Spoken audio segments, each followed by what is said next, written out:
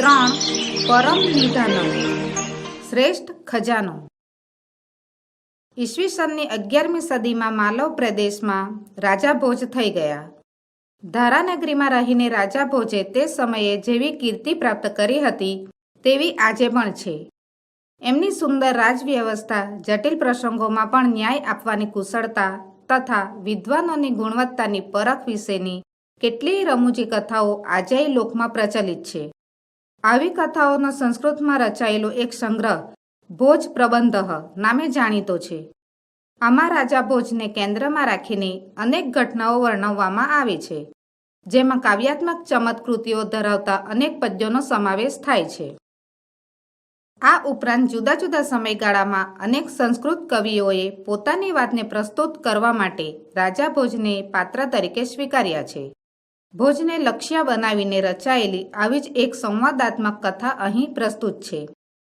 રાજા ભોજ અને યુવાન પંડિતના આ સંવાદમાં એક કરતાં બીજા પદાર્થની શક્તિમત્તાને ઉપસાવવાનો ઉપક્રમ છે.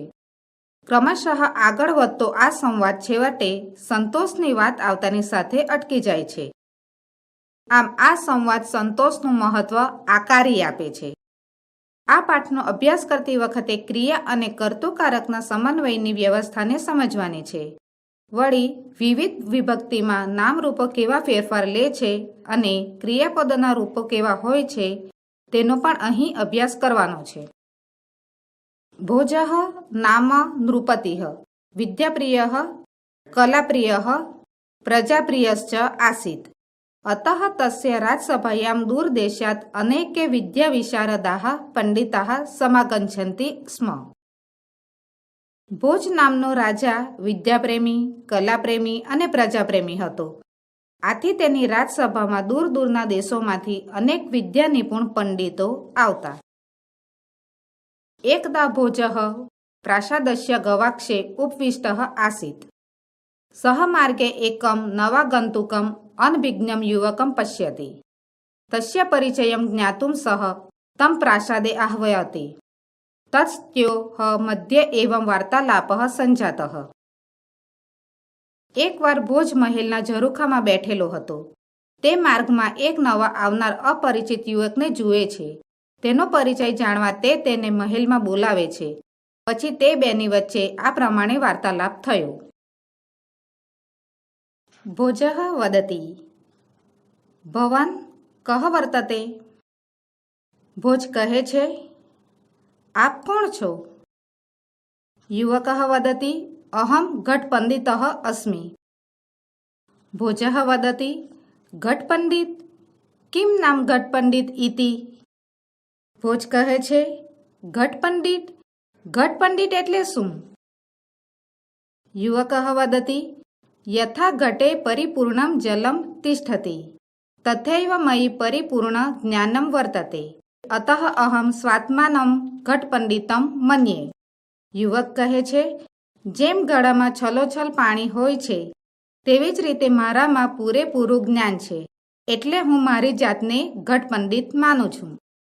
ભોજ વદતિ યુવકસ્ય ગર્વપૂર્ણામ ઉક્તિમ શ્રુત્વા સ્વાત્માનમ તતો અપ્યધિકમ મત્વા અહંકારેણ સહ યદિ ત્વમ ઘટઃ અસि તર્હિ અહમ મુગ્ધરત્વેન વર્તે. મુગ્ધરઃ સ્વકીયેન પ્રહારેણ ઘટમ વિનાશયતિ. અહમ અપી ઘટરૂપમ ભવંતમ વિનાશયામિ. ભોજ કહે છે, યુવકનું ગર્વપૂર્ણ વચન સાંભળીને પોતાની જાતને તેનાથી પણ ચડિયાતી માનીને અહંકાર સાથે, જો તું ઘોડો છે તો હું મૃદગર તરીકે વર્તું છું. મુદગર પોતાના પ્રહાર વડે ઘડાનો નાશ કરે છે. હું પણ ઘડારૂપ તમારો વિનાશ કરું છું. યુવક વદતિ યદિ ભવાન મુદ્ગરત્વેન વર્તિષ્યતે તર્હિ અહમ અગ્નિઃ ભવામિ. દહન કર્મ અગ્નિઃ ભૂત્વા મુદ્ગરમ ભસ્મ કરિષ્યામિ. યુવક કહે છે, જો આપ મુદ્ગર તરીકે વર્તશો તો હું અગ્નિ બનું છું. બાળવાનું કર્મ કરનાર અગ્નિ થઈને હું મુદ્ગરને ભસ્મીભૂત કરી નાખીશ. ભોજ વદતે ત્વમ યદિ વહિન્યત્વેન વર્તિષ્યસે તર્હિ અહમ વૃષ્ટિઃ ભવિષ્યામિ. વૃષ્ટેઃ પુરુતઃ વહ્નિઃ સ્થાતુમ ન શક્નોતિ તથા ત્વમપી મમ પુરુતઃ સ્થાતુમ ન શક્નોષિ. ભોજ કહે છે, જો તું અગ્નિ તરીકે વર્તીશ તો હું વરસાદ બનીશ.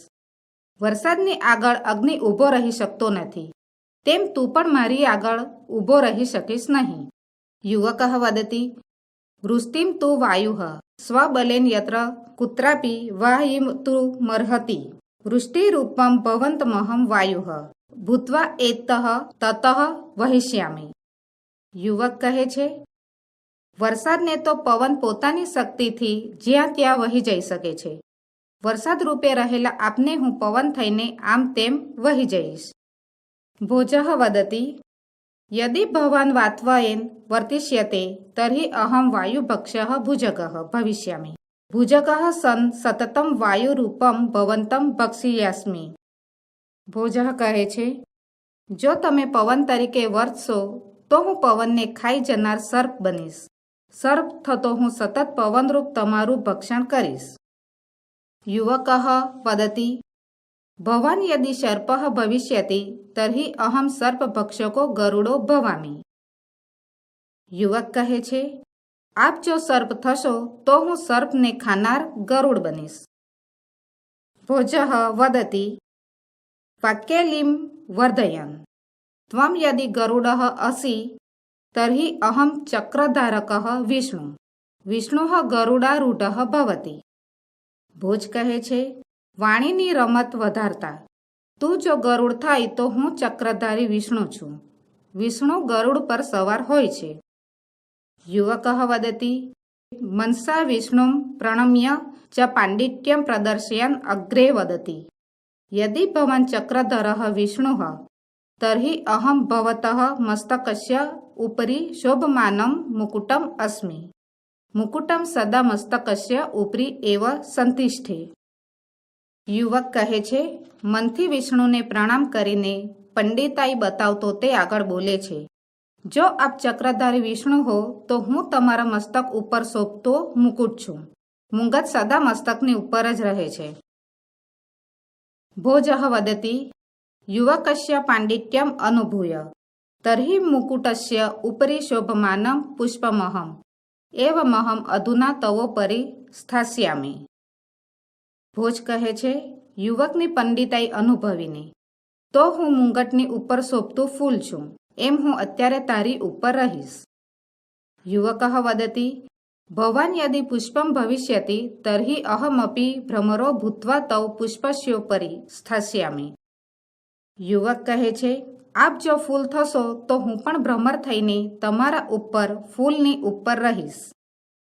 ભોજઃ વદતિ એવં ભવાન દ્વિરેફઃ તર્હિ અહમ સૂર્યઃ પુષ્પસ્ય અંતઃ સ્થિતઃ ભ્રમરઃ સૂર્યાસ્તકાલે બંદી ભવતિ અહમપી ત્વામ બંદીનમ કરિષ્યામિ. ભોજ કહે છે, એમ તમે ભ્રમર છો તો હું સૂર્ય છું. ફૂલની અંદર રહેલો ભમરો સૂર્ય અસ્ત થતાં કેદ થાય છે. હું પણ તમને કેદી બનાવીશ. યુવકઃ વદતિ અહો ભવાન સૂર્યસ્તઃ અહમ મહાપ્રભાવી રાહુઃ રાહુસ્ત સૂર્યમ ગ્રસ્તે. યુવક કહે છે, વાહ, તમે સૂર્ય છો તો હું મહાપ્રભાવશાળી રાહુ છું. રાહુ તો સૂર્યને ગળી જાય છે. ભોજઃ વદતિ કિંચિતઃ ઉચ્ચૈઃ ભવાન રાહુશ્વેત અહમ રાહુરૂપાય તુભ્યમ દાનમ દાસ્યામિ દાન ગ્રહણેન તવાયમ ગર્વઃ નિશ્ચયેન શાંતઃ ભવિષ્યતિ. ભોજ કહે છે, જરા ઊંચે સાદે, જો તમે રાહુ હો તો હું રાહુ રૂપે રહેલા તમને દાન આપીશ. દાન લેવાથી તમારો આ ગર્વ નિશ્ચિત રૂપે શાંત થશે. યુવકઃ વદતિ વિહસ્ય ચાતુર્યેણ યદિ ભવાન દાની તર્હિ અહમ સંતુષ્ટઃ ભવતઃ દાનસ્ય પ્રયાસઃ નિષ્ફલઃ ભવિષ્યતિ સર્વતઃ અલુબ્ધઃ અહમ ભવતઃ દાનમ ન ગ્રહિષ્યામિ.